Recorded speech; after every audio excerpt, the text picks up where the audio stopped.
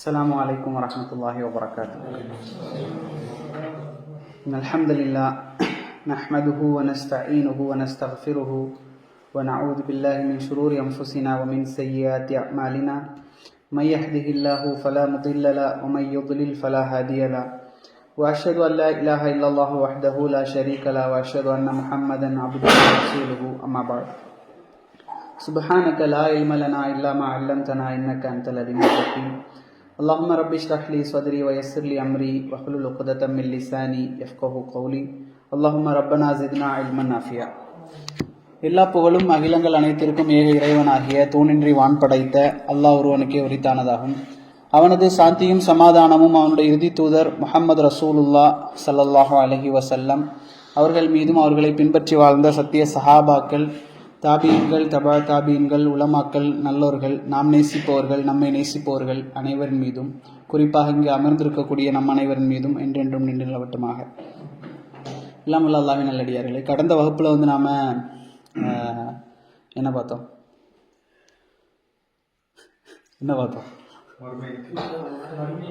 மறுமை நாளை பற்றி பார்த்தோம். சரி, அப்போ மறுமை நாளுக்கு முன்பாக நடக்கக்கூடிய நிறைய நிகழ்வுகள் இருக்குது. மறுமை நாளுடைய அடையாளங்கள், அதில் ஒரே ஒரு அடையாளத்தை மட்டும் நாம் பெரிய அடையாளம் அதை நம்ம பார்ப்போம். நிறைய சின்ன சின்ன அடையாளங்கள் இருக்குது, பெரிய அடையாளங்கள். ரசூல் ஸல்லல்லாஹு அலைஹி வஸல்லம் அவர்கள் 6 அடையாளங்கள் 10 அடையாளங்கள் வரைக்கும் சொல்லியிருக்கிறாங்க.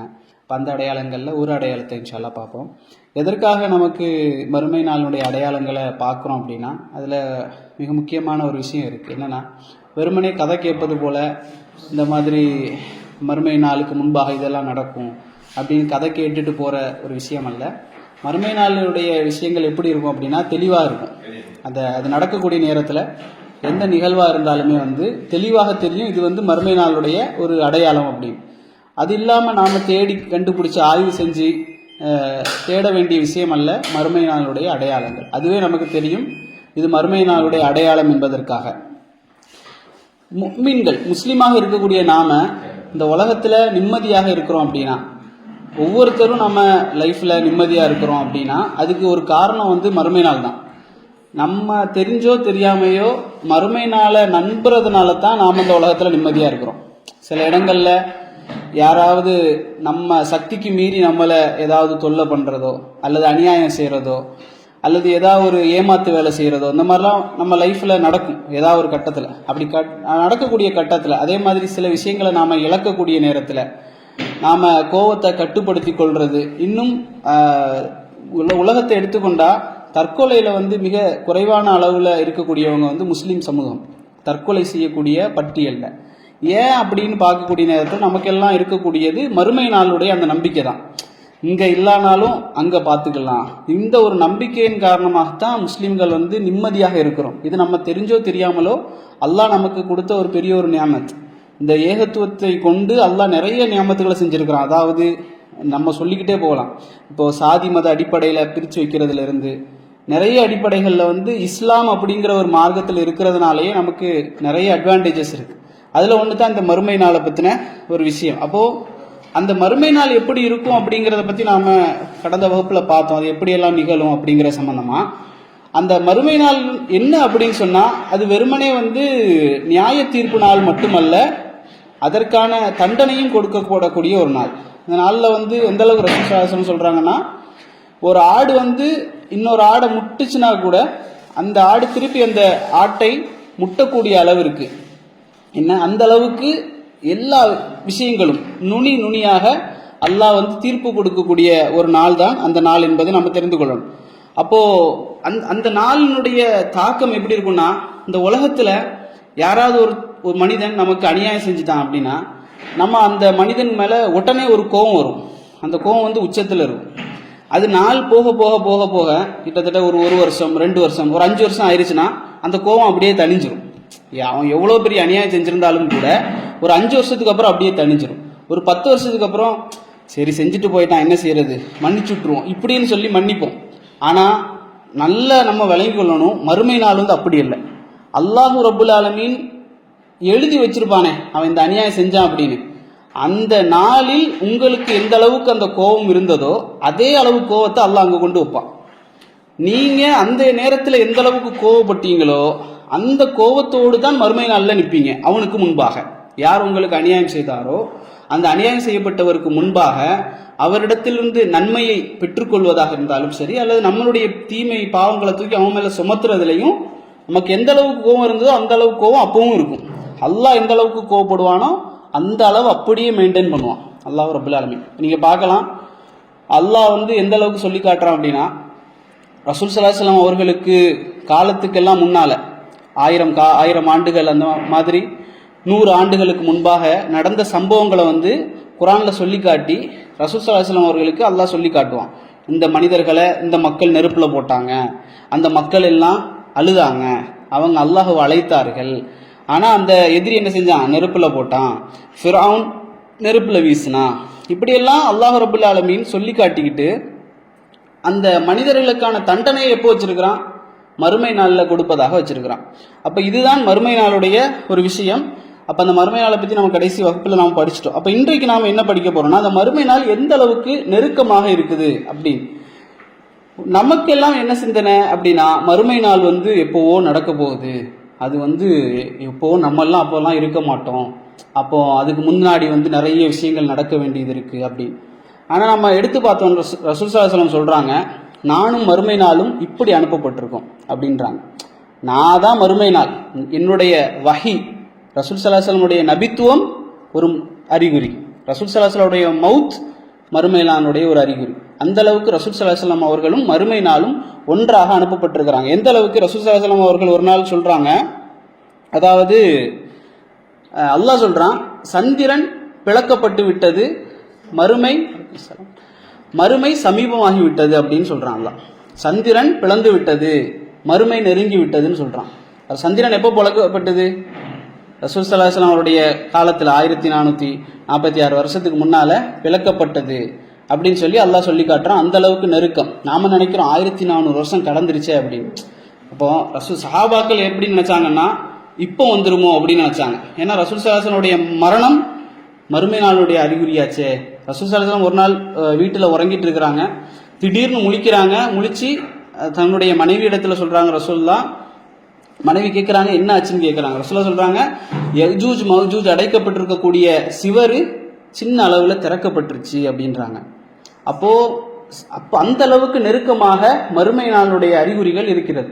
அப்ப அதை பத்தி நாம கவனம் இல்லாம இருக்கக்கூடாது. இது முதல் விஷயம். அதே போல இரண்டாவதாக ரசூல் ஸல்லல்லாஹு அலைஹி வஸல்லம் அவர்கள் நிறைய விடயங்களை சொல்லி தந்தாங்க. அதாவது தஜ்ஜால் வெளிப்படுவது, அதே போல வேற என்ன, புகை மூட்டம், அதே போல அதிசய பிராணி வெளிப்படுவது, அதே போல மறுமையில சூரியன் மேற்கு திசையில உதிப்பது. இதுதான் முதல் அடையாளம். சூரியன் என்பது மேற்கு திசையில் உதிக்கும். இப்ப எந்த திசையில உதிக்குது, கிழக்குல உதிக்குது. இப்போ மேற்கு திசையில சூரியன் உதிக்கக்கூடிய நேரத்துல நாம இப்போ சில பேர் என்னன்னா, சில வீடியோக்கள் வருது, சூரியன் மேற்குல அங்க உதிச்சிருச்சு அப்படின்னு சொல்லி உடனே அதை பரப்புறோம். நமக்கு சரியான அந்த அக்கீதா இல்லை. என்ன, சூரியன் மேற்குல உதிச்சிருச்சுன்னா முடிஞ்சுது. உதாரணமா இப்ப சுனாமி வந்தது, சுனாமியோடைய அழிவெல்லாம் வரும் போகும், இப்படிதான். ஆனா இது வந்துட்டு போற விஷயம் அல்ல. சூரியன் மேற்குல உதிச்சிருச்சு அப்படின்னாலே முடிஞ்சது. ஒரு மாலையிலிருந்து அதாவது செயினை நம்ம அறுத்து விட்டோம்னா அதனுடைய முத்துக்கள் எப்படி ஒன்றொன்றாக கீழே கொட்டுமோ அதே போன்று மறுமையினுடைய ஒரு அடையாளம், பெரிய அடையாளம் வந்துருச்சு அப்படின்னு சொன்னா அணிவகுத்து சட்டனாக என்ன செய்யும், எல்லா அடையாளங்களும் வந்துடும், உலகம் அழிக்கப்பட்டு விடும் அப்படின்னு சொல்லி நாம படிக்கிறோம். அப்போ இந்த சூரியன் மேற்கில் உதிக்கக்கூடிய அந்த சம்பவம், அதே போல பூகம்பம், 3 பூகம்பங்கள் ஏற்படக்கூடிய அந்த நிகழ்வு, யஜூஜ் மௌஜூஜ் வரக்கூடிய அந்த நிகழ்வு, அதே போல யமனிலிருந்து ஒரு நெருப்பு மக்களை ஒரு இடத்தில் ஒன்று கூட்டும் இந்த நிகழ்வு, அதே போல ஈசா அலைஹிஸ்ஸலாம் அவர்களுடைய வருகை. இதெல்லாம் நான் ஷஃபில் பண்ணி சொல்றேன். இது ஒரு தொடராக வரும்.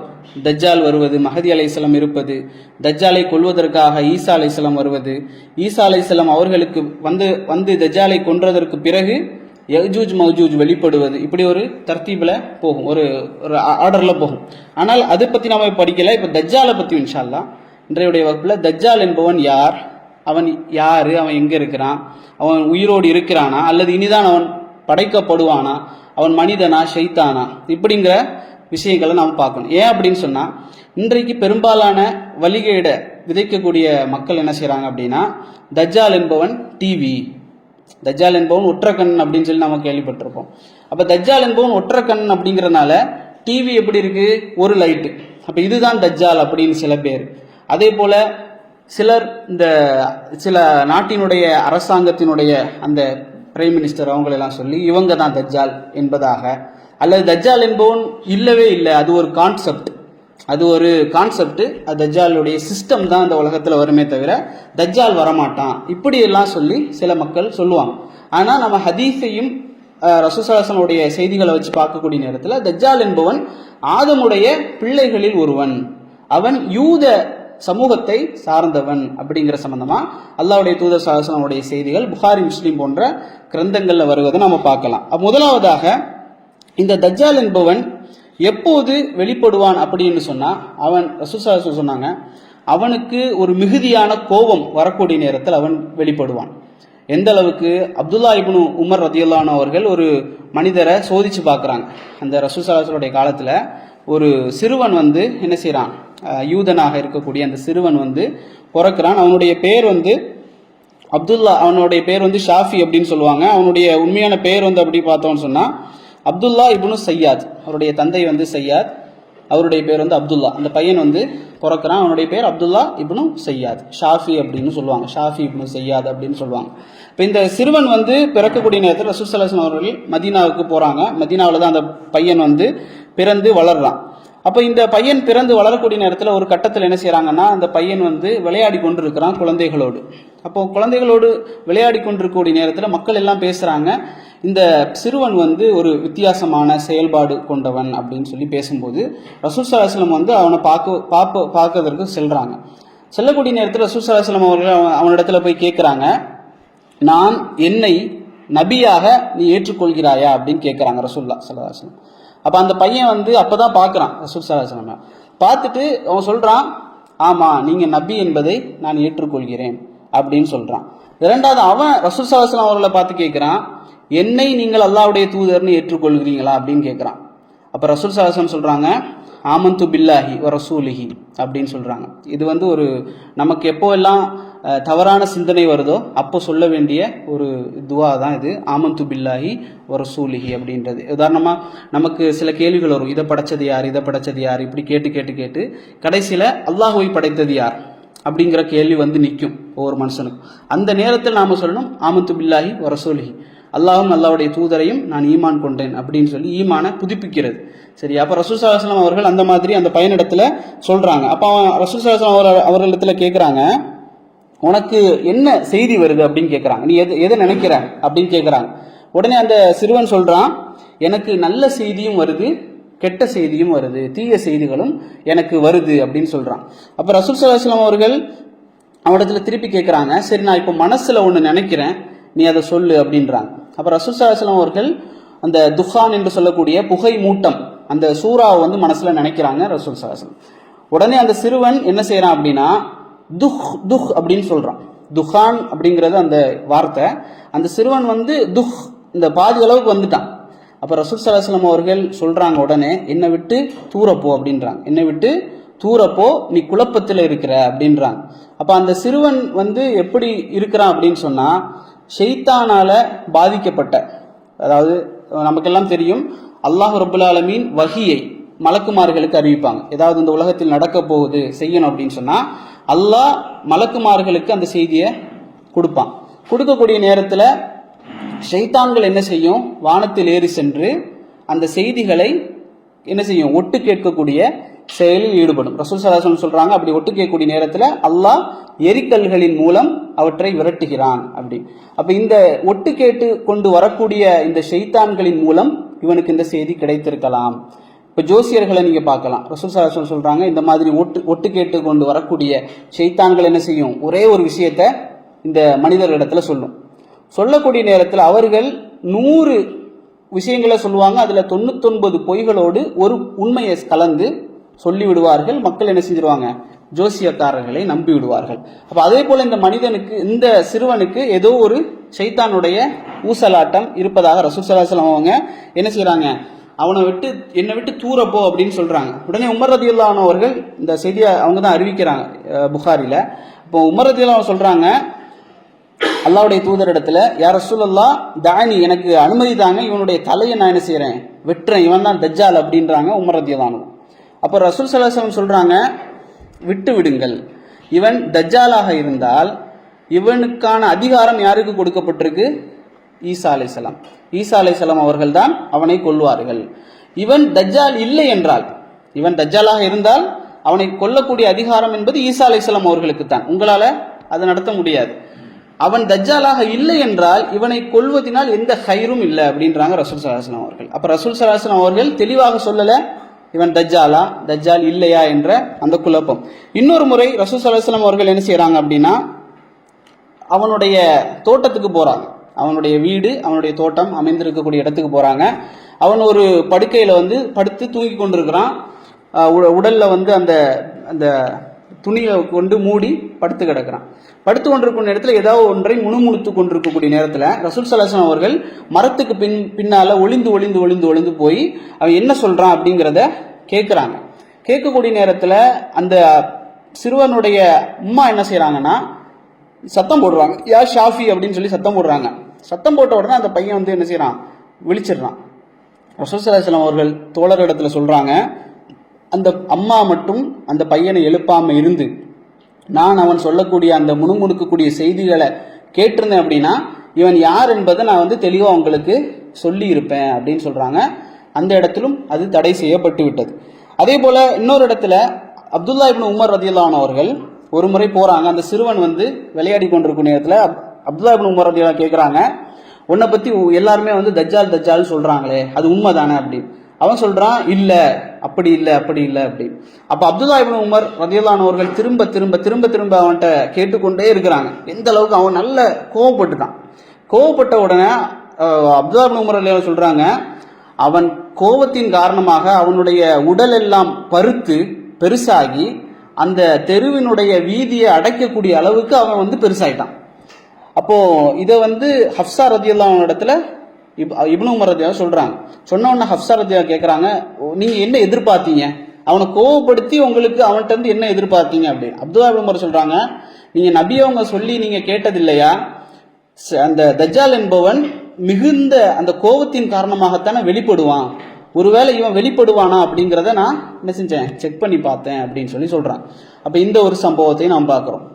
அப்ப இந்த சிறுவன் வந்து மறுபடியும் ரசூல் ஸல்லல்லாஹு அலைஹி வஸல்லம் அவர்கள் இன்னொரு முறை போகும்போது கேட்குறாங்க, இதே சேம் அதே மாதிரி, என்னை வந்து இறை தூதராக நீ ஏற்றுக்கொள்றியா அப்படின்னு. அவன் சொல்றான், ஏற்றுக்கொள்கிறேன். நான் அல்லாஹ்வுடைய தூதர் என்பதை நீ ஏற்றுக்கொள்கிறீங்களா அப்படின்னு கேட்குறாங்க. அல்லாஹ்வுடைய தூதர் இடத்துல அவன் கேட்குறான். ரசூல் ஸல்லல்லாஹு அலைஹி வஸல்லம் சொல்றாங்க, ஆமன்து பில்லாஹி வ குத்துபிஹி வ ரசூலிஹி, இதை சொல்றாங்க. சொல்லிவிட்டு ரசூல் ஸல்லல்லாஹு அலைஹி வஸல்லம் கேட்குறாங்க, நீ எதை காண்ற அப்படின்னு கேட்குறாங்க, நீ எதை பார்க்குற அப்படின்னு. அப்போ அந்த சிறுவன் சொல்றான், தண்ணீருக்கு மேலாக சிம்மாசனத்தை பார்க்குறேன் அப்படின்றான். அப்போ அல்லாஹ்வுடைய தூதர் சொல்றாங்க, நீ பார்ப்பது எதை, ஷைத்தானுடைய சிம்மாசனத்தை.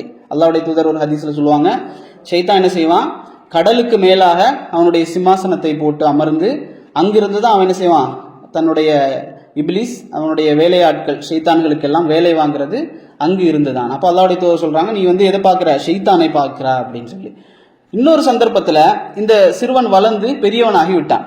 அப்போ இவன் முஸ்லீம், சரியா, இவன் ஒரு யூதன், ஆனால் இஸ்லாத்தை ஏற்றுக்கொண்டு விட்டான். அப்போ இவன் என்ன செய்யறான் அப்படின்னு சொன்னா, சஹாபாக்களோடு உம்ராவுக்கு போறான். ரசூல் ஸல்லல்லாஹு அலைஹி வஸல்லம் இல்ல, மரணத்திற்கு பிறகு உம்ராவுக்கு செல்கிறான். உம்ரா அல்லது ஹஜ். யாரோடு போறான் அப்படின்னு சொன்னா, அபூ சயீத் அல் குத்ரி ரலியல்லாஹு அன்ஹு அவரோட இவன் வந்து போறான். போகக்கூடிய நேரத்தில் 2 பேருக்கும் ஒரே கேம்ப் கொடுத்துட்டாங்க. அப்போ அவன் வந்து என்ன செய்யறான் அப்படின்னா, நல்ல வெளியில சூட்டின் காரணமாக தன்னுடைய மூட்டை பைகள் எல்லாம் எடுத்து அபூ சயீத் அல் குத்ரி ரலியல்லாஹு அன்ஹுடைய மூட்டையோடு சேர்த்து வச்சுட்டான். சேர்த்து வச்ச உடனே அபூ சயீத் அல் குத்ரி ரலியல்லாஹு அன்ஹுக்கு ஒரு மாதிரி தோணுது, என்ன இவன் தஜ்ஜால் மாதிரி ஆச்சு அப்படின்னு சொல்லி. உடனே அவங்க சொல்றாங்க, இது வந்து சூடான இடம், அங்க ஒரு மரத்தடி இருக்கு, அங்க கொண்டு நீங்க வச்சிருங்க அப்படின்னு. உடனே அவன் வந்து அதையெல்லாம் எடுத்து அங்க கொண்டு வச்சிடறான். அவரோட நோக்கம் வந்து தன்னோட பையோட சேர்ந்து இருக்கக்கூடாது அப்படிங்கிறது. ரெண்டாவது அவன் என்ன செய்யறான், பால், நல்ல சூடான பால் கொண்டு வந்து கொடுக்குறான், குடிங்க அப்படின்னு சொல்லி.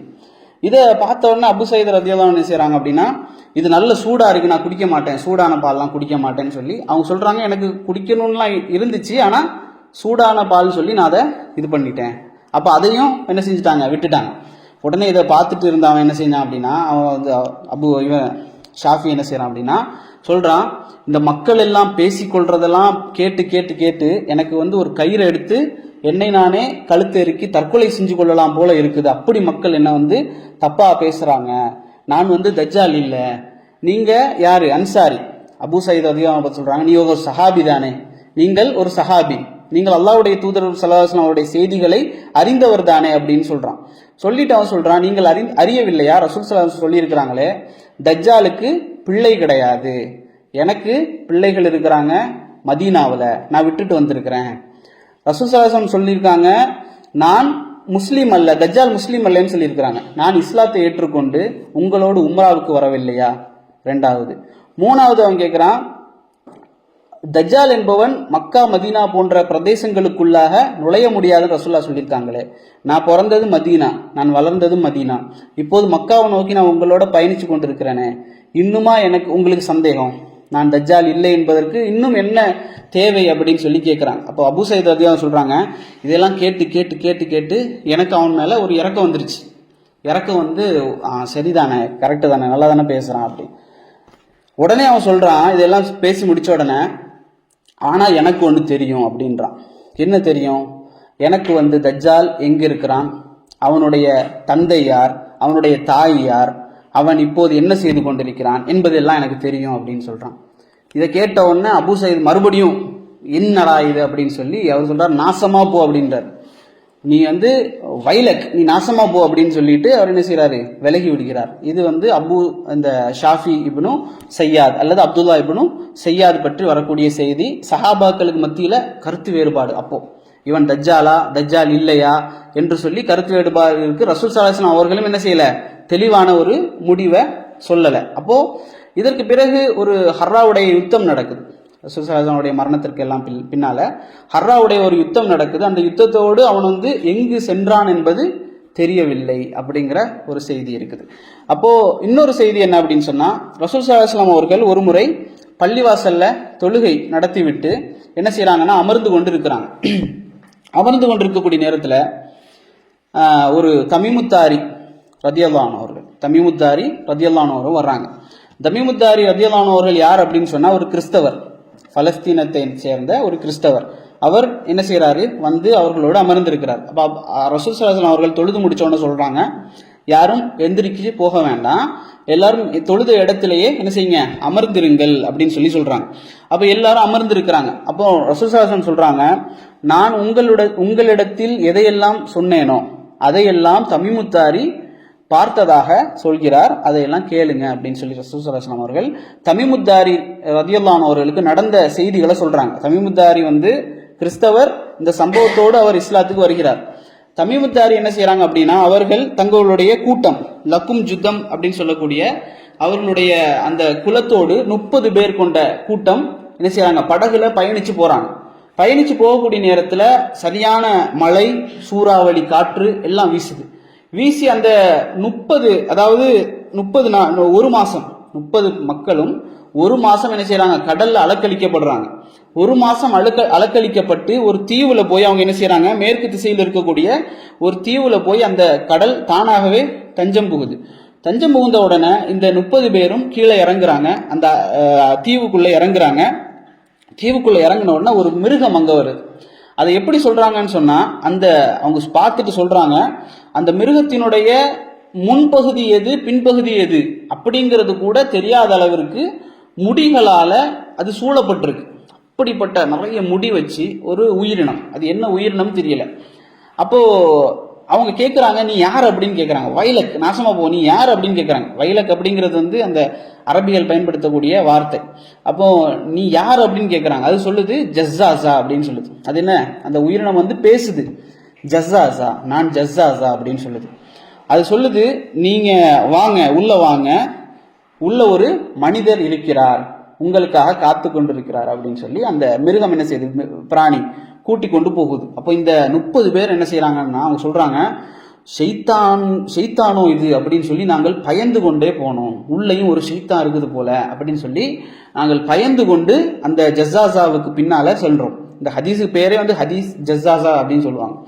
அப்போ அந்த பிராணிக்கு பின்னால அந்த 30 பேரும் போனவுடன் உள்ள போய் பார்க்குறாங்க. அந்த ஒரு சின்ன ஒரு மண்டபம், அதுக்குள்ள பார்த்தோம் அப்படின்னு சொன்னா ஒரு மனிதன் கட்டி வைக்கப்பட்டிருக்கிறான், சங்கிலிகளால கட்டி வைக்கப்பட்டிருக்கிறான். அவனுடைய இரண்டு கைகளும் அவனுடைய தோளோடு சேர்த்து கட்டி வைக்கப்பட்டிருக்கு. அவனுடைய கால் என்ன செய்யப்பட்டிருக்கு, மணிக்கட்டு கட்டப்பட்டிருக்கு. அப்ப இதை பார்த்த உடனே இவங்க சொல்றாங்க, நீ யாரு, உனக்கு என்ன ஆச்சு அப்படின்னு சொல்றாங்க. அப்ப இதை தமீமுத்தாரி சொல்லுவாங்க, இந்த உலகத்துல நான் இப்படிப்பட்ட ஒரு தோற்றம் உள்ள ஒரு மனிதனை நான் கண்டதே இல்லை அப்படின்னு சொல்றாங்க. அப்ப அவனிடத்துல கேட்கிறாங்க, நீ யார் அப்படின்னு கேட்கிறாங்க. அப்ப அவன் சொல்றான், நீங்கள் யார் என்பதை எனக்கு சொல்லுங்க, நான் யார் என்பதை கண்டிப்பா நான் உங்களுக்கு சொல்லுவேன் அப்படின்னு அந்த மனிதன், கட்டி வைக்கப்பட்ட மனிதன் அவன் சொல்றான். அப்போ அவன் கேட்கிறான், சரி நீ கேளு நான் சொல்றோம் அப்படின்னு சொன்னோன்னா அவன் கேட்கிறான், அந்த பைசான் தோட்டத்தினுடைய விஷயத்தை பத்தி சொல்லுங்க அப்படின்னு. பைசான் என்பது ஒரு பேரித்தம் தோட்டம், அந்த தோட்டத்தை பற்றி எனக்கு சொல்லுங்க அப்படின்னு அவங்க கேட்கிறாங்க. அதை பத்தி நான் என்ன சொல்ல உனக்கு அப்படின்னு அவன் சொல்றான், அங்க பழங்கள் விளைச்சல் கொடுக்குதா அப்படின்னு கேட்கிறான். உடனே இவங்க சொல்றாங்க, ஆமா நல்ல விளைச்சல் கொடுக்குது. அப்ப இவன் சொல்றான், அந்த விளைச்சல்கள் எல்லாம், அதாவது விளைச்சல் இல்லாமல் போகக்கூடிய காலம் நெருங்கி கொண்டிருக்கிறது அப்படின்றான். அவங்க அடுத்தது கேட்கிறான், அவன் தபர்ரியாவுடைய அந்த ஆறு எப்படி இருக்கு அப்படின்னு தபர்ரியா என்ற அந்த ஆறு எப்படி இருக்கு. அப்ப இவங்க சொல்றாங்க, அதில் நீர்கள் அதிகமாக ஓடிக்கொண்டிருக்குது அப்படின்னு. அவன் சொல்றான், அது வற்றி குறைந்து போகக்கூடிய காலம் நெருங்கி கொண்டிருக்கிறது அப்படின்னு. இந்த தபர்ரியா ஆற்றை இப்பவுமே நம்ம யூடியூப்ல அடிச்சு பார்த்தா முன்பு தண்ணீர் அதிகமாக ஓடிக்கொண்டிருந்த அந்த ஆறு இப்போ என்ன தண்ணி இல்லாம இருக்கக்கூடிய காட்சியை பார்க்கலாம். அதே போல அவன் இன்னொரு கேள்வி கேட்கிறான், ஷாம் நாட்டினுடைய அந்த நீரூற்று எப்படி இருக்கு. இவங்க சொல்றாங்க, அது அதிகமாக தண்ணீர் தருகிறது, அதுவும் நின்று போகக்கூடிய காலம் நெருங்கி விட்டது அப்படின்றான். கடைசியாக கேட்கிறான், அந்த இறை தூதர் ஒருத்தர் இருக்கிறாரா அப்படின்னு. அந்த இறை தூதர் என்ன செய்து கொண்டிருக்கிறார், அவர் எங்கு இருக்கிறார், அவரோடு நீங்கள் போர் செய்தீர்களா அப்படின்னு அப்ப இவங்க சொல்றாங்க, ஆமா அந்த இறை தூதர் இருக்கிறாரு, அரபுகளோடு இருக்கிறார், அவர் மக்காவிலிருந்து மதீனாவை வெற்றி கொண்டிருக்கிறார், போர்களில் வெற்றி பெறுகிறார், சில இடங்கள்ல தோல்வி இருக்கு, வெற்றி பெறுகிறார் அப்படின்னு அவங்க சொல்றாங்க தமீமுத்தாரி. அப்போ இவன் சொல்றான், அந்த இறை தூதரை நீங்கள் பின்பற்றுவது உங்களுக்கு நல்லது அப்படின்னு சொல்றான். அப்ப இவங்க கேட்கிறாங்க, நீ யார் என்பதை சொல்லு அப்படின்னு. அவன் சொல்றான், நான் தான் தஜ்ஜால், உங்களுக்கு மத்தியில் அல்லாஹ் எனக்கு எப்போது அந்த விடுதலையை கொடுப்பானோ, அந்த சங்கிலிகளால கட்டப்பட்ட அந்த தஜ்ஜால் சொல்றான், எனக்கு அல்லாஹ் எப்போது இந்த விடுதலையை கொடுப்பானோ அப்ப என்ன செய்வேன், நான் உங்களுக்கு மத்தியில் வெளிப்படுவேன். நான் உங்களோடு 40 நாட்கள், இந்த உலகத்தில் அவன் தங்கக்கூடிய நாட்கள் 40 நாட்கள்.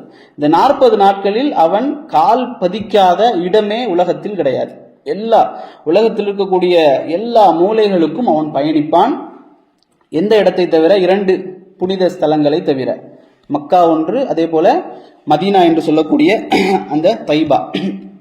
மதீனா அல்லாஹ்வுடைய தூதர் சொல்றாங்க, 2 இடங்களுக்கு அவன் பயணிக்க முடியாது, உள்ள நுழையவே முடியாது.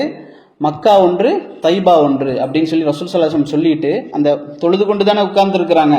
அப்ப அந்த மிம்பரை ரசூல் ஸல்லல்லாஹு அலைஹி வஸல்லம் அவர்கள் 3 முறை அடிச்சு சொல்றாங்க, இதுதான் அந்த தைபா அப்படின்னு மதீனாவை சுட்டி காட்டி, இதுதான் தைபா, இதுதான் தைபா, இதுதான் தைபா அப்படின்னு அல்லாஹ்வுடைய தூதர் சொல்றாங்க.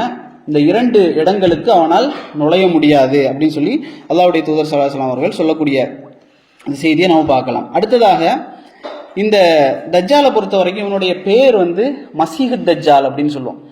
அல்லாஹ் ரப்பல் ஆலமீன் இந்த உலகத்துல 2 மசீஹ்களை படைச்சிருக்கிறான். மசீஹ் அப்படின்னு சொன்னா தடவப்பட்டவர் அப்படிங்கிறது அர்த்தம். மசீஹ் ஈசா அலைஹிஸ்ஸலாம் அவர்களுக்கும் அதே பெயர் தான், மசீஹ் ஈசா அப்படின்னு சொல்லுவோம். அதே போல இவனுடைய பெயர் என்ன, மசீஹ் தஜ்ஜால். அல்லாஹ் ரப்பல் ஆலமீன் 2 மசீஹ்களை படைத்தான். 2 பேருக்கு எதிரானவர்கள். தஜ்ஜால் எப்படி ஈசா அலைஹிஸ்ஸலாமுக்கு அவர் எதிரோ, அதே போல ஈசா அலைஹிஸ்ஸலாம் தஜ்ஜாலுக்கு எதிரானவர்கள். இவர்கள் ஹக்குடைய மசீஹ், இவன் பாத்திலுடைய மசீஹ், இப்படிங்கிறத நம்ம விளங்கிக் கொள்ளணும். அடுத்ததாக இவனுடைய தோற்றத்தை பத்தி சொல்லக்கூடிய நேரத்தில் அல்லாஹ்வுடைய தூதர் ஸல்லல்லாஹு அலைஹி வஸல்லம் அவர்கள் சொன்னாங்க, ஒரு நாள் அவங்க மக்காவில் காபத்துல்லாவில் உறங்கி கொண்டிருக்கூடிய நேரத்தில் அவர்களுக்கு ஒரு கனவு வருகிறது. அல்லாஹ்வுடைய தூதர் சொல்றாங்க, அந்த கனவில் எனக்கு எடுத்து காட்டப்பட்டது, ஒரு மாநிறத்தினுடைய ஒரு மனிதர் எடுத்து காட்டப்பட்டார். அவருடைய முடி எல்லாம் என்ன செய்யப்பட்டிருந்ததுன்னா வளர்ந்திருந்தது, நிறைய முடி வைத்திருந்தார். அவருடைய முடியிலிருந்து நீர் சொட்டி கொண்டிருந்தது. உது செஞ்சு எப்படி நீர் சுட்டுமோ அதே போல அவருடைய முடியிலிருந்து நீர் சொட்டி கொண்டிருந்தது. அவரை பற்றி நான் கேட்டபோது சொல்லப்பட்டது, அவர் யார், ஈசா அலைஹிஸ்ஸலாம் அப்படி என்று சொல்லப்பட்டது. அதே போன்று இன்னொரு மனிதன் எனக்கு எடுத்து காட்டப்பட்டான். அவனுடைய ஒரு கண் குருடாக பழுத்த திராட்சை பழத்தை போல அந்த நிறத்தில் இருந்தது. இன்னொரு கண் அதுவும் குருடுதான், ஆனால் கொஞ்சம் டிஃபரெண்டா. இது முழுமையான குருடு, அந்த கண் குருடுக்கு மேலாக ஒரு கட்டியான சதை இருக்கும். அது இன்னொரு செய்தியில வருது. அப்ப அதை பார்ப்போம். இது ரசூலுல்லாஹி சொல்றாங்க, அவனுடைய ஒரு கண் திராட்சை பழத்தை போன்ற நிறத்தில் குருடாக இருந்தது. அவனுடைய முடி சுருள் முடியாக, அடர்த்தியான சுருள் முடியாக இருந்தது. அவனுடைய நிறம் அதாவது சிகப்பு நிறமாக, நல்ல ஒயிட் கலர் மாதிரி நல்ல சிவத்த நிறமாக பருமனான ஒரு இளைஞனாக அவன் இருந்தான். அவன் யார் என்று கேட்கப்பட்ட போது அவன் தான் தஜ்ஜால் என்று சொல்லப்பட்டது. அப்ப அவனுடைய தோற்றம் எப்படி? சிகப்பான பருமனான இளைஞன், சுருட்டை முடி கொண்ட இளைஞனாக இருக்கிறான். அவனுடைய கண் ஒரு கண் திராட்சை வடிவிலே குருடாக இருக்கிறது அப்படிங்கிற செய்தி. அதே போல இன்னொரு செய்தியில ரசூல் ஸல்லல்லாஹு அலைஹி வஸல்லம் சொல்றாங்க, அவனுடைய நெற்றியில் இரண்டு கண்களுக்கு அந்த மத்தியில காஃபிர் என்று எழுதப்பட்டிருக்கும். எப்படி? கேஃப் ஃபா ரா, அந்த கேஃப் ஃபா ரா எழுதப்பட்டிருக்கும். முஃமின்கள் அனைவரும் அதை வாசிப்பார்கள். முஃமின்கள் என்பவர்கள் அனைவரும், படிக்க தெரிந்தவர்களும் படிக்க தெரியாதவர்களும், எழுத படிக்க தெரியாதவர்களும் அதை அவர்கள் வாசிப்பார்கள், அவர்கள் புரிந்து கொள்வார்கள் இவன் தஜ்ஜால் என்பதை. ஆனால் முஃமின் அல்லாதவர்கள் என்ன செய்ய மாட்டாங்க, அவர்கள் அவரை கண்டுகொள்ள மாட்டார்கள் அப்படிங்கிற செய்தியை அல்லாஹ்வுடைய தூதர் ஸல்லல்லாஹு அலைஹி வஸல்லம் அவர்கள் சொல்றாங்க. அப்போ ஒரு முறை என்ன செய்யறாங்க அப்படின்னு சொன்னா, அல்லாஹ்வுடைய தூதர் ஸல்லல்லாஹு அலைஹி வஸல்லம் அவர்கள் அவனை பத்தி எச்சரிக்கை பண்ணிக்கிட்டே இருக்கிறாங்க. குரல்களை ஏற்றி இறக்கி எச்சரிக்கை செய்யறாங்க. அப்போ ரசூல் ஸல்லல்லாஹு அலைஹி வஸல்லம் அவர்கள் சொல்றாங்க, இந்த உலகத்தில் வந்த ஆரம்ப காலம் ஆதம் அலைஹிஸ்ஸலாம் முதல் நான் வரை அனுப்பப்பட்ட எல்லா இறை தூதர்களும் இந்த தஜ்ஜாலை பத்தி எச்சரிக்காமல் இருந்ததே இல்லை. அந்த அளவுக்கு மிக மோசமான ஒருத்தன், பயங்கரமான ஒருத்தன். அப்ப இந்த மனிதனை பற்றி நானும் உங்களுக்கு எச்சரிக்கை செய்கிறேன். ஆனால் அவனை பற்றி அதிகப்படியான யாரும் உங்களுக்கு அறிவிக்காத, எந்த நபியும் உங்களுக்கு சொல்லித்தராத ஒரு புது விஷயத்தை நான் சொல்லித் தருகிறேன். அவன் எப்படிப்பட்டவன்? ஒரு கண் குருடன், அல்லாஹ் குருடன் அல்ல என்று அல்லாஹ்வுடைய தூதர் ஸல்லல்லாஹு அலைஹி வஸல்லம் சொல்றாங்க. தஜ்ஜால் ஒற்றை கண் குருடன், அல்லாஹ் குருடன் அல்ல அப்படின்னு சொல்லி அல்லாஹ்வுடைய தூதர் சொல்றாங்க. இதையெல்லாம் சஹாபாக்கள் அந்த உரையை கேட்டு முடித்து விட்டு வீட்டுக்கு போறாங்க. வீட்டுக்கு போய்விட்டு அவங்க நினைக்கிறாங்க, அவங்க போயிட்டு திருப்பி சாயந்தரம் வர்றாங்க. ஈவினிங்ல ரசூல் ஸல்லல்லாஹு அலைஹி வஸல்லம் அவர்களை சந்திக்க வரக்கூடிய நேரத்தில் அவர்களுடைய முகம் எல்லாம் பதற்றத்திலே இருந்தது. காலையில செய்தியை கேட்டுட்டு போயிட்டு சாயந்தரம் ரசூல் ஸல்லல்லாஹு அலைஹி வஸல்லம் அவர்களை பார்க்க வரும்போதும் முகம் என்பது பதற்றத்திலே இருக்கு. ரசூல் ஸல்லல்லாஹு அலைஹி வஸல்லம் கேட்கிறாங்க, உங்களுக்கு என்ன ஆச்சுது அப்படின்னு கேட்கிறாங்க. உங்களுக்கு என்ன ஆயிட்டுது, ஏன் இப்படி பதறி இருக்கிறீங்க? அப்ப சஹாபாக்கள் சொல்றாங்க, யா ரசூலல்லாஹ், நீங்கள் எங்களுக்கு தஜ்ஜாலை பத்தி ஒவ்வொரு செய்தியாக சொல்லிக்கொண்டே இருந்தீர்கள். அது எந்த அளவுக்கு எங்களுக்கு பயத்தை ஏற்படுத்தி விட்டது அப்படின்னு சொன்னா, இந்த மதீனாவில் இருக்கக்கூடிய பேரித்தம் தோட்டம், இந்த தோட்டத்துக்கு பின்னால்தான் அவன் ஒளித்து கொண்டிருக்கிறானோ என்று சொல்லக்கூடிய அளவிற்கு, மிக நெருக்கமாக அவன் வந்து விட்டானோ அப்படின்னு நினைக்கக்கூடிய அளவுக்கு எங்களுக்கு பயம் ஏற்பட்டு விட்டது.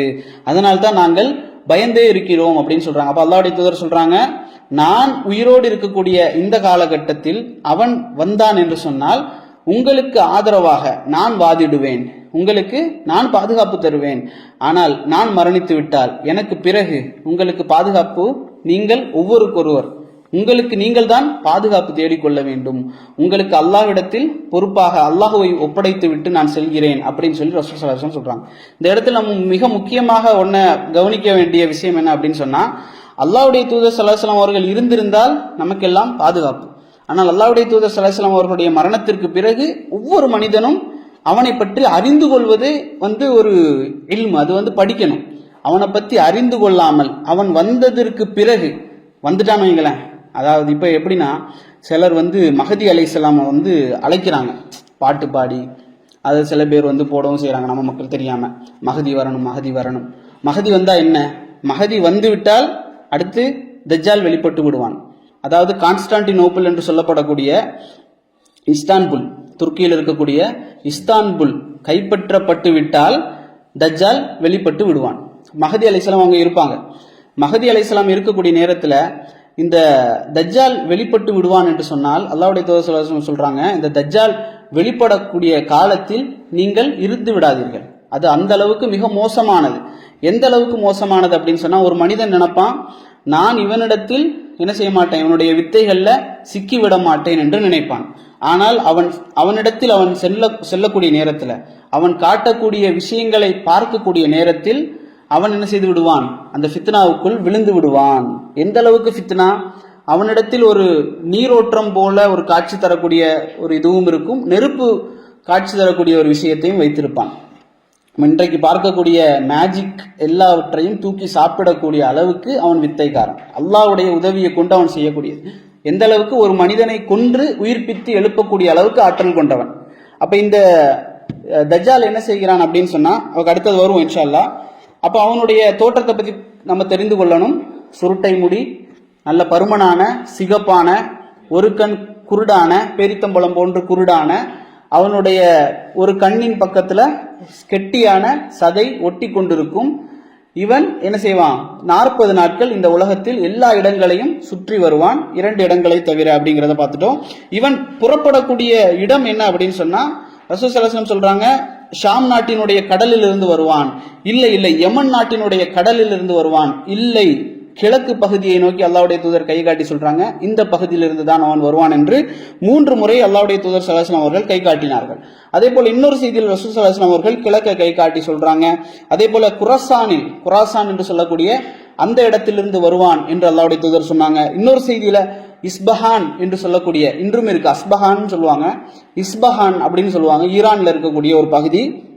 இன்றும் அங்கு யூதர்களுக்கு என்று தனியாக ஒரு ஸ்டேட் இருக்கக்கூடிய ஒரு இடம் தான் என்ன? இஸ்பஹான்.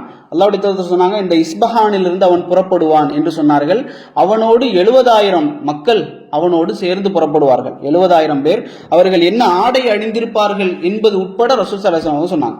தஜ்ஜால் புறப்படக்கூடிய நேரத்தில் அவனோடு 70,000 பேர் இருப்பார்கள். அவர்கள் அணிந்திருக்கக்கூடிய ஆடை தோலிலான ஆடைகளை அணிந்தவர்களாக வருவார்கள். இன்றும் அவர்கள் எதிர்பார்த்து கொண்டிருக்கிறார்கள். நீங்கள் அதை எடுத்து பார்த்தீங்கன்னா தெரியும். இஸ்பஹான்ல அந்த மக்கள் என்ன செய்யறாங்க? அந்த தோள்களை அணிந்தவர்களாக யூதர்கள் அவனுக்காக காத்து கொண்டிருக்கிறார்கள். அவன் வந்தா அவனோட கிளம்பிடலாம் அப்படின்னு சொல்லி. அப்போ இவன் இந்த மதீனாவுடைய பகுதிக்கு வரக்கூடிய நேரத்துல, அவன் உஹது மலைக்கு பின்பாக அந்த தஜ்ஜால் நின்று கொண்டிருக்கக்கூடிய நேரத்துல இந்த மதீனா 3 முறை குலுங்கும். மதீனா 3 முறை குலுங்கும்.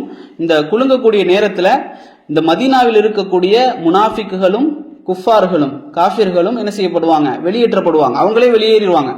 மதீனா நல்லவர்களை மட்டும்தான் உள்ள வைத்துக் கொள்ளும். இது ஒரு மதீனாவுக்கு நிறைய சிறப்பு இருக்கு.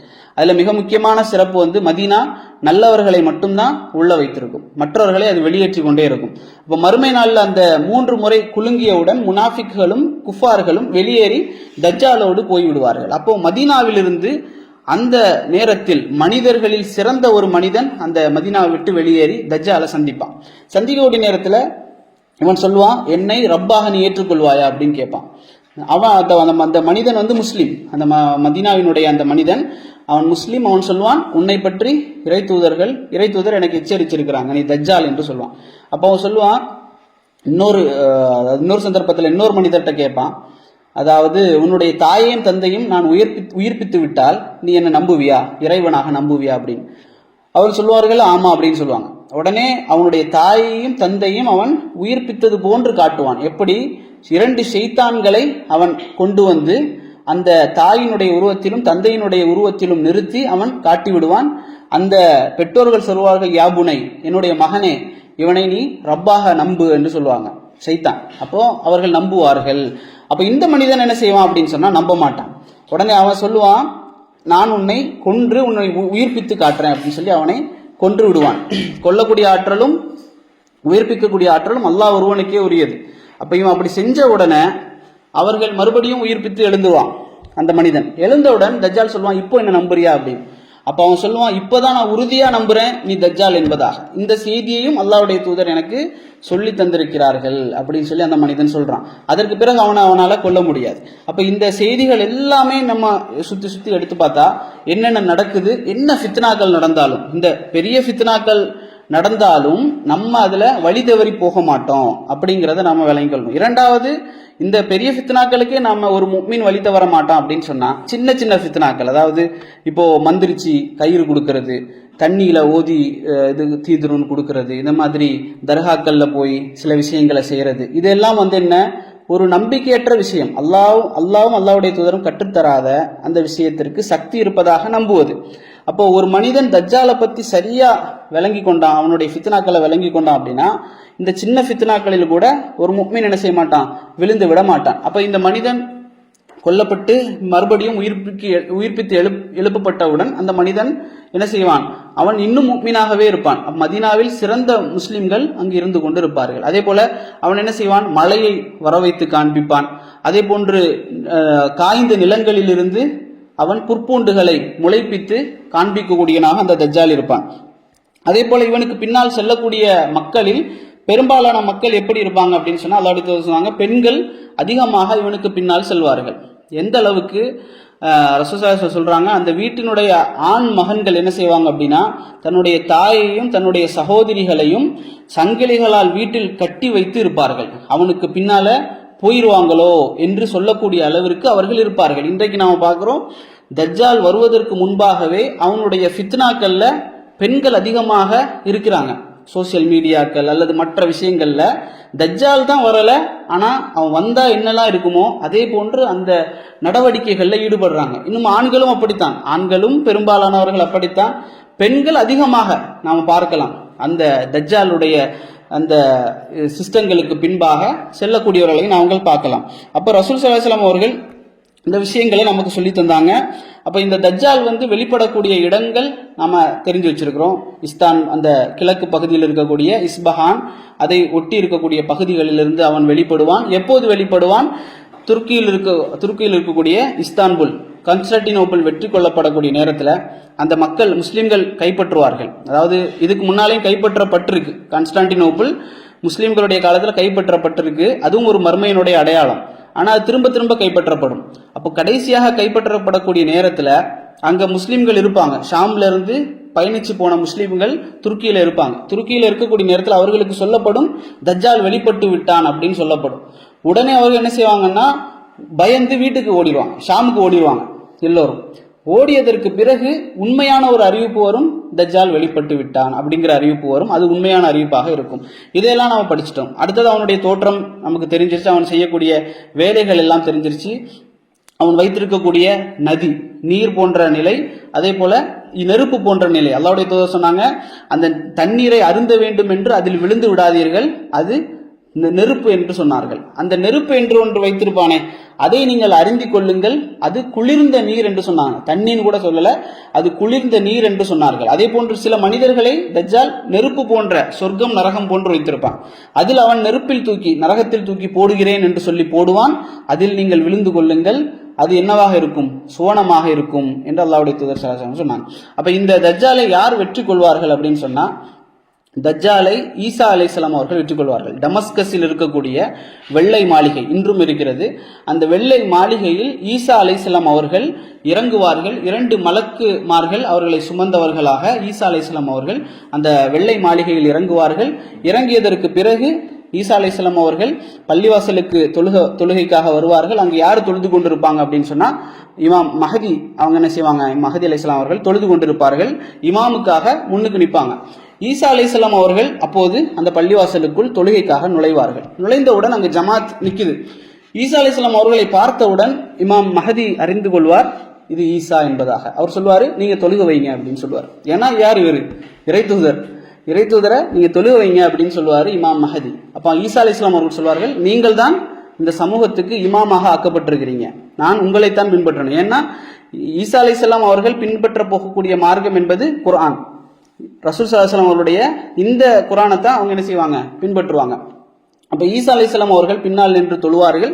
தொழுகை முடிந்தவுடன் ஈசா அலைஹிஸ்ஸலாம் கேட்பார்கள், எங்கு தஜ்ஜால் இருக்கிறான் என்று. அப்போ தஜ்ஜாலை பற்றி காண்பிக்கப்படும். உடனே ஈசா அலைஹிஸ்ஸலாம் அவர்கள் வெளியேறி செல்வார்கள். வெளியேறி சென்றவுடன் ஈசா அலைஹிஸ்ஸலாம் அவர்களை தொலை தூரத்திலிருந்து தஜ்ஜால் பார்ப்பான். தஜ்ஜால் பார்த்த உடனேயே அவன் என்ன செய்வான், திரும்பி ஓட ஆரம்பிப்பான். ஓட ஆரம்பிக்கும் போது அல்லாஹ்வுடைய தூதர் சொல்றாங்க, ஒரு தண்ணியில் உப்பை போட்டால் எப்படி கரைந்து விடுமோ அதே போன்று தஜ்ஜால் என்ன செய்வான், கரைந்து கொண்டே இருப்பான். அப்ப ஈசா அலைஹிஸ்ஸலாம் அவர்கள் துரத்தி சென்று அவனை கொல்வார்கள். கொன்று அந்த தலையில் அந்த கத்தியை விட்டு தூக்கி அந்த ரத்தத்தை காட்டுவார்கள் மக்களுக்கு. இவன் தஜ்ஜால், இவனை நான் கொன்று விட்டேன், உங்களுடைய ரப் அல்ல என்று ஈசா அலைஹிஸ்ஸலாம் அவர்கள் காண்பிப்பார்கள். அத்தோடு தஜ்ஜாலுடைய கதை முடிந்தது. ஆனால் அதற்கு பிறகு யஜூஜ் மகஜூனுடைய வருகை இருக்கிறது. அந்த படையை யாராலும் அழிக்க முடியாது. அப்போ அல்லாஹ்வுடைய தூதர் சொன்னாங்க, அல்லாஹ் அந்த மக்களை எல்லாம் ஒன்று கூட்டி இன்னொரு மலைக்கு அனுப்புவார்கள். அது அப்படியே தொடர்ந்து கொண்டே போகும், இன்னும் டைம் எடுக்கும் இன்ஷா அல்லாஹ். அப்போ யஜூஜ் மகஜூஜ் சம்பந்தமாக இன்னும் மற்ற விஷயங்கள் சம்பந்தமாக இன்ஷா அல்லாஹ் இன்னொரு கட்டம் கிடைச்சா பார்ப்போம் இன்ஷா அல்லாஹ். எதை கேட்டோமோ அதை பின்பற்றக்கூடிய நன்மக்களாக அல்லாஹ் ரப்புல் ஆலமீன் நம் அனைவரையும் ஆக்கியல்வானாக. தஜ்ஜாலினுடைய ஃபித்னாக்களிலிருந்தும் அவனுடைய குழப்பங்களிலிருந்தும் நம்மையும் நம்மளுடைய குடும்பத்தையும் அல்லாஹ் ரப்புல் ஆலமீன் பாதுகாப்பானாக. இன்னும் வெள்ளிக்கிழமை ஜும்மாவுடைய நாளிலே ஓதக்கூடிய சூரத்துல் காஃப், அல்லாஹ்வுடைய தூதர் சொன்னாங்க, சூரத்துல் காஃபை என்ன செய்யுங்க, ஓதிக்கொள்ளுங்கள். அந்த முதல் 10 வசனங்களை மனனம் செய்து கொள்ளுங்கள். அது தஜ்ஜாலினுடைய குழப்பங்களிலிருந்து உங்களை பாதுகாக்கும் அப்படின்னு சொன்னாங்க. இப்போ அந்த 10 வசனங்களை, முதல் 10 வசனங்களை நம்ம என்ன செய்யணும், மனனம் செய்து கொள்ளணும். அதே போல் குறிப்பாக எல்லா ஜும்மாவுடைய நாட்களிலும் சூரா காஃபை ஓதக்கூடியவர்களாக அல்லாஹ் ரப்புல் ஆலமீன் நம்மை ஆக்கி வருவானாக. ஹாதா மா இந்தி வல் இல்மு இந்தல்லாஹ் வகூலு கௌலி ஹாதா அஸ்தக்ஃபிருல்லாஹி வலக்கும். அஸ்ஸலாமு அலைக்கும் வரஹ்மத்துல்லாஹி வபரகாத்துஹு.